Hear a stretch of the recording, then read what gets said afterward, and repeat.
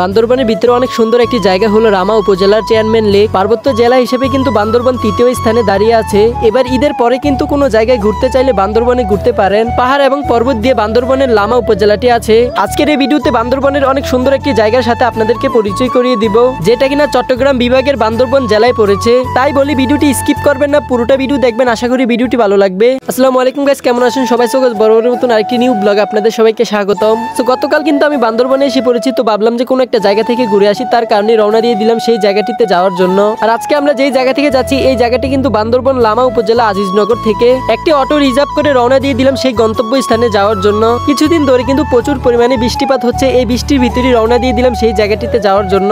বান্দরবানের অধিকাংশ জায়গায় কিন্তু পাহাড় পর্বত দিয়ে বিখ্যাত। এই পাহাড়ের উপর দিয়ে যখন কিনা যে কোনো গাড়ি যায় এই জায়গাগুলো কিন্তু অনেক সুন্দর দেখা যায়। অল্প কিছু সামনে যেতে না যেতে কিন্তু একটি করে স্টিল ব্রিজ পড়ে। সবশেষে পাহাড় পর্বত নদী নালা পার করে গন্তব্য স্থানে এসে পড়লাম। চেয়ারম্যান লেকের মূল গেট দিয়ে ঢুকে কিন্তু প্রথমে দেখলাম আম গাছ। এই সবগুলো আম গাছ কিন্তু পাহাড়ি আম, এগুলো কিন্তু পাড়া নিষেধ, তাই আর কি পেরে আপনাদেরকে দেখাতে পারলাম না। তো চেয়ারম্যান লেকে ঢুকে উপরের দিকে উঠতে থাকলাম। কখনই আর কি পাহাড়ে উঠি নাই, তার কারণে আর কি কিছুটা কষ্ট হচ্ছে। কষ্ট হলেও কিন্তু এই জায়গাগুলোতে উঠতে ভালো লাগে, কারণ যত উপরে উঠি ততই সুন্দর সুন্দর জায়গা পাই। তাই কিন্তু শরীরে অন্যরকম একটা এনার্জি এসে পড়ে। যারা কিনা ঈদের পর থেকে কোনো জায়গায় ঘুরতে চান তাহলে বান্দরবান জেলাটিতে আসতে পারেন। এই জেলাটিতে কিন্তু অনেক সুন্দর সুন্দর জায়গা আছে।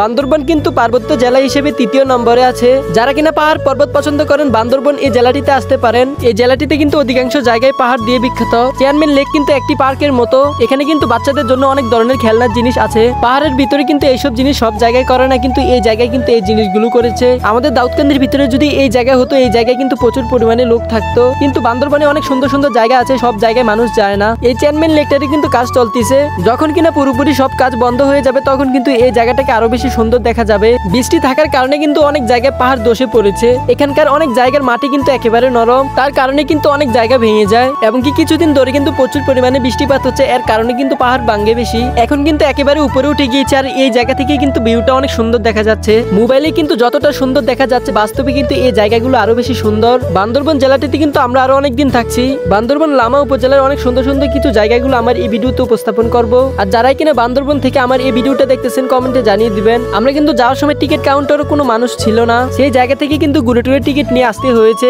আমাদের কাছ থেকে কিন্তু 50 টাকা করে রেখেছে একজনের। তো ভিডিও বেশি বড় করতে চাই না, যারাই কিনা ঈদের পরে কোনো জায়গা থেকে ঘুরতে চান এই জায়গাটিতে আসতে পারেন। আজকের ভিডিও এখানে সমাপ্ত করছি। আমাদের ইন্টারেস্টিং ব্লগ ভিডিও দেখতে আমাদের পেজটাকে ফলো দিয়ে রাখবেন, এমনকি লাইক কমেন্ট করে যাবেন। আসসালামু আলাইকুম।